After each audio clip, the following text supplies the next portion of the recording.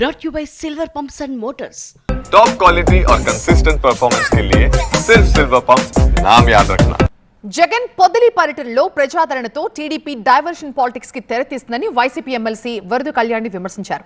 మహిళల్ని అడ్డం పెట్టుకుని రాజకీయాలు చేయడం మొదటి నుంచి టీడీపీకి అలవాటే అన్నారు ఆమె. అమరావతి ఇష్యూలో కథ స్క్రీన్ ప్లే అంతా టీడీపీదే అయినప్పుడు మహిళలను ఏమి అనని జగన్ ఎందుకు క్షమాపణ చెప్పాలని వరదు కళ్యాణి ప్రశ్నించారు. ప్రజలు వేలాదిగా తరలొచ్చి జగనన్నకి బ్రహ్మరథం పడుతూ ఉన్నారు. కానీ అధికారంలో ఉండి కూడా మీరు వెళ్తే ప్రజలు అంతగా రావట్లేదు. కాబట్టి దీన్ని చూసి సహించలేక ఇలా మహిళలను అడ్డం పెట్టుకొని రాజకీయాలు చేస్తూ ఉన్నారు.